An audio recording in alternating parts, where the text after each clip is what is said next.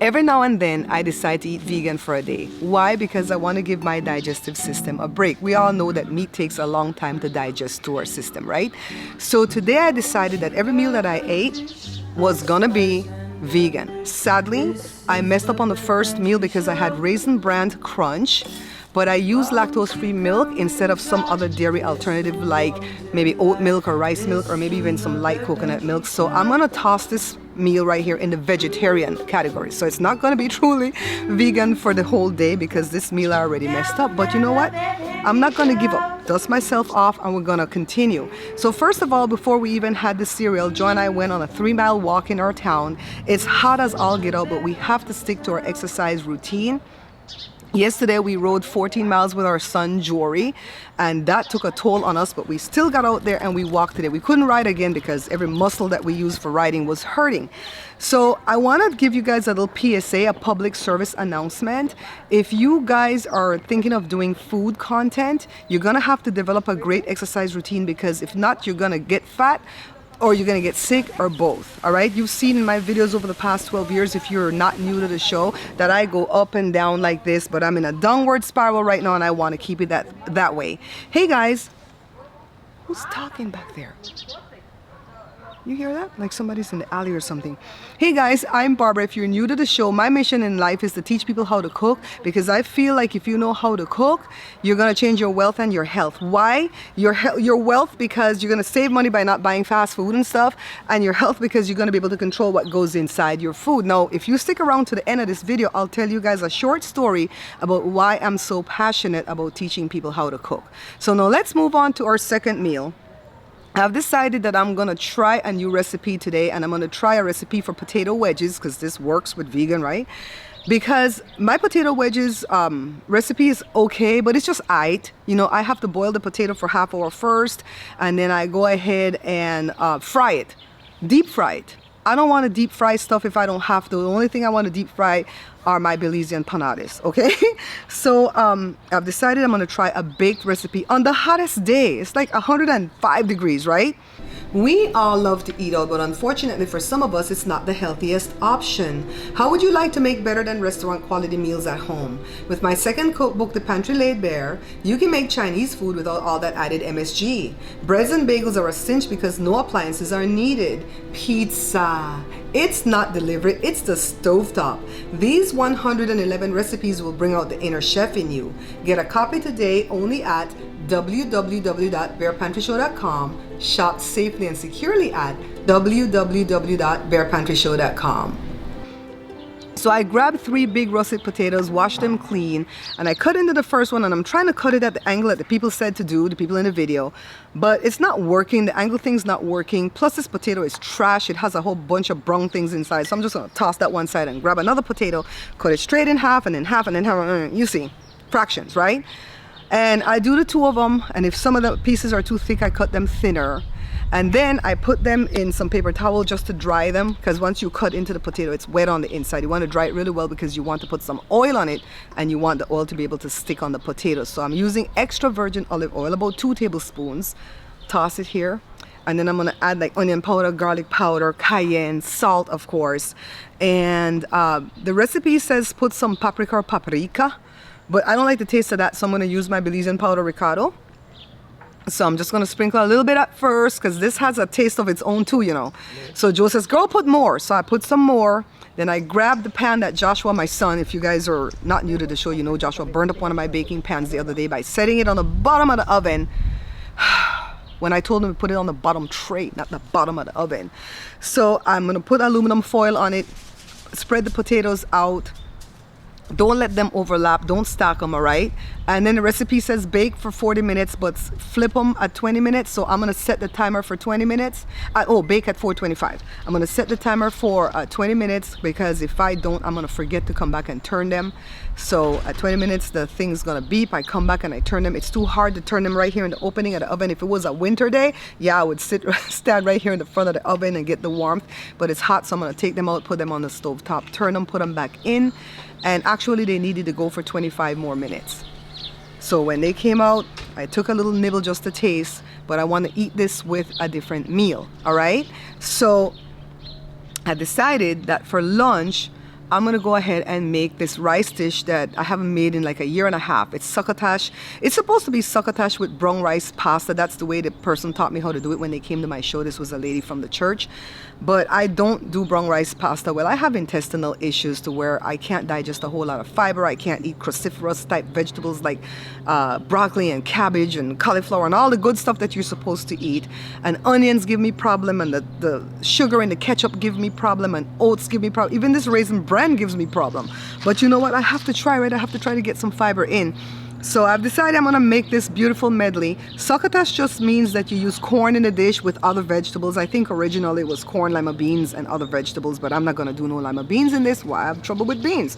So I start off, first of all, by putting some extra virgin olive oil in the skillet. And then once that heats up, I add my okra, and I got the stuff that's in the bag this time that's cut up already. I like to get the okra whole and cut it myself because I don't like to use the top and the bottom, but it is what it is. This is what I had in the freezer. This is why the show is called the Bare Pantry Show, because you kind of have to use what you have. Normally I like to put mushrooms and cabbage in this dish. I don't have any, so I'm not going to put none today, okay? So these are the things here that I showed you on the counter that I'm going to put in. And the okra is cooking, and we want to cook this until we cook out the slime or the rope. So if you don't like okra because it's slimy, you might like this one. And by the way, okra is also okra. I'm from Belize, so we call it okra.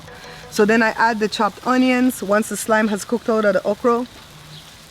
And I'm just gonna go ahead and stir this up. And you need some liquid if the pot's getting too dry. So I'm gonna use the juice from the kernel corn in the can because I'm not using fresh corn. If I was using fresh corn, then I would go ahead and use the starchy water from the pasta if I was doing pasta.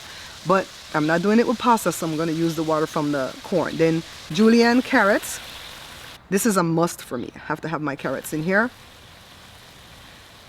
Just toss it all in and stir it up. This is the kind of dish that you can't walk away from because you have to add things pretty quickly as you go along, all right?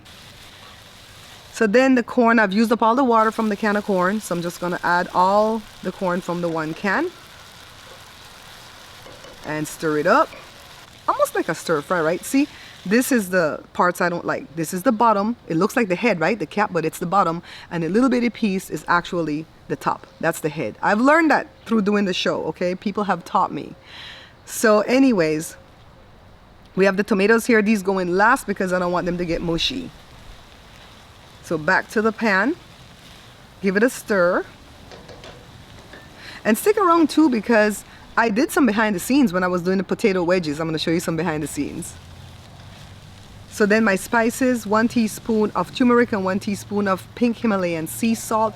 You're not gonna need any more salt than this, guys. Even if you feel like you do, because I always tell you salt to taste, don't do it because this is good enough, and I'm not cooking my white rice with salt. You're supposed to put some lemon in this dish too, some lemon juice, but I forgot at this point, but I'm gonna add it later when I add the rice, okay?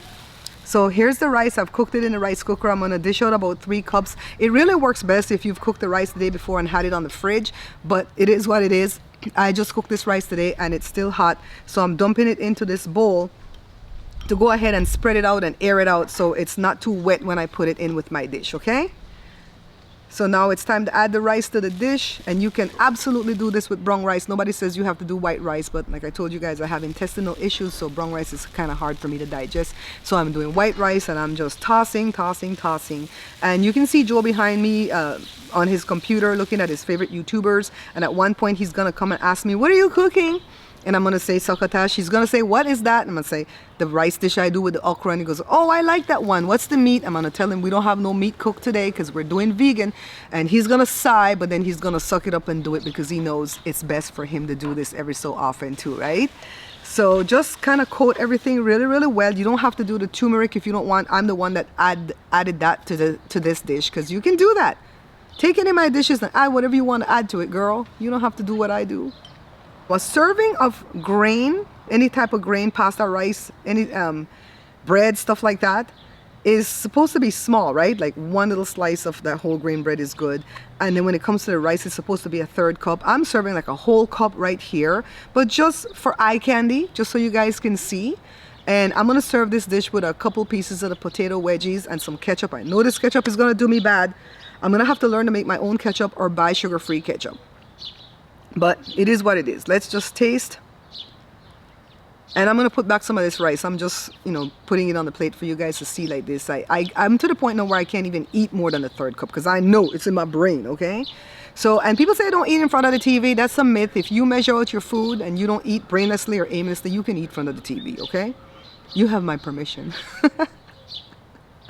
So I'm enjoying my rice dish, and Joe's gonna get some for himself too. Joshua's now making a little mini chocolate cake. Somebody's always doing something in this kitchen, guys. So if you stayed to the end of this video, go ahead and drop the words "end crew," ENDCREW, in the chat, in the comments, so that I can know you made it to the end and I can give you a shout out in my next video. All right, so now you ready for the story? For the people who made it to the end, you guys are going to hear the story.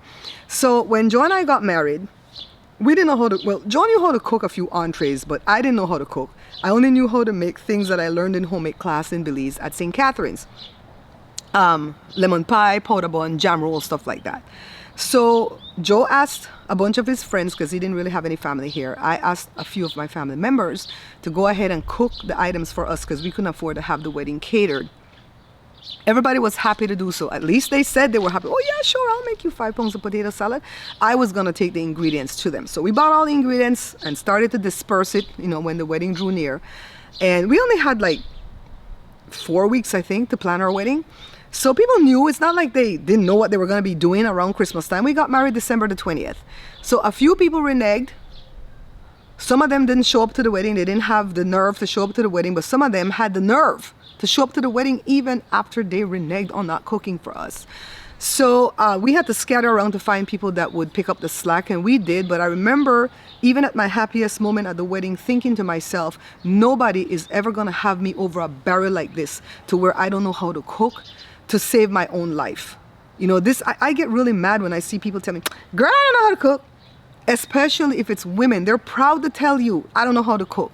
Come on, if you know how to cook, you gain power. You gain some mystical powers. Well, it's not mystical, but you gain some control.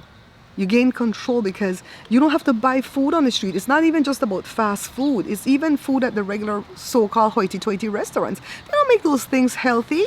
They put a ton of salt, a ton of sugar, a ton of fat, a ton of everything that we don't need. So if you cook it at home, even if you make your own ice cream at home, ice cream is not healthy no matter what you do to it, right? But if you make it at home and you put 1 or 2 or 3 ingredients, you already know what's in it. You know, my sister said when she went to Belize the other day for her vacation, hey, you too, come over here. Leave that dog alone. That she felt the healthiest because the foods are not genetically modified over there. You know what I mean? So over here in America, we have to watch what we're eating already. So learn to cook. You guys like my little story? It's a true story. That's what gave me the passion to learn how to cook. And in this household, you know, ever since we've retired, well, Joe has retired. We're still, well, Joe officially retired when he got 62, but he's still working hard with me behind the scenes. And also, oh, behind the scenes, I didn't show you guys the behind the scenes. You guys, this is just a little snippet of what I was doing behind the scenes. You know, Joe comes and helps with the camera all the time.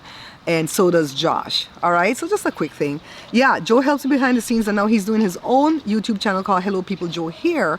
As we get older, we have to make sure that we're eating healthier and we're exercising, right? Anyways, guys, thanks for your time. I'll see you guys in the next one. Au revoir. What you guys doing over there? What you doing? Don't give me them honey-colored eyes. Can you guys see this baby? Isn't she so pretty? She's got honey-colored eyes. Is she pretty? This is a German Shepherd Lab Husky mix. Her mom is Shepherd and Husky, and her dad is Black Lab.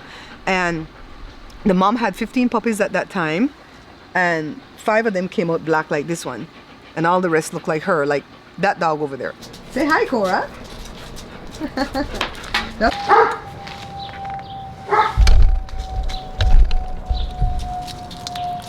Why that plane sound so weird? Doesn't that sound like it's gonna crash? Ooh, child. This is the Bare Pantry Show.